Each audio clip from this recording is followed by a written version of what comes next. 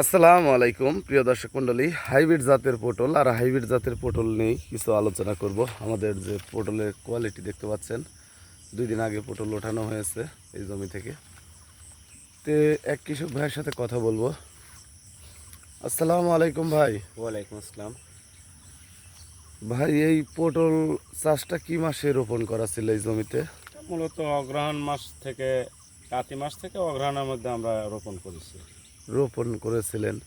তা ভাই, এই পটল চাষাবাদ করছিলেন আপনার লাইনে কিভাবে লাগাইছিলেন? এক হাত থেকে আর এক হাতে 4.5 হাত অথবা 5 হাত দূরত্ব। দূরত্ব। আর এক হাত পরে পরে একটা করে লতা আমরা রেখে গেছি। মানে লাগাইছেন এক হাত পরে জি, পরে? আমরা লতা রোপণ করি তো। ও, আচ্ছা ভাই, এই পটলে মূলত এই মাচাটা কত হাত করেন? এই যে মাচা দেখতে পাচ্ছি আমরা, 4.5 হাত। 4.5 হাত মাচা। আর এই পটলে আপনারা মূলত কীরকম ধরনের সার ওষুধ ব্যবহার করেন? সার তো আমরা খুব সীমিত দেই, খুব বেশি না। ইউরিয়া, পটাশ, টিএসপি এগুলাই আমরা ব্যবহার করি। আর ওষুধ বিভিন্ন কোম্পানির এগুলো আমরা ব্যবহার করে থাকি। ও, যাতে সাদা মাছি। সাদা মাছের জন্য অনেক কিছুই আমরা ব্যবহার করি। ওয়ারিয়ার, যেমন ওই বাতির, এগুলো ব্যবহার করি।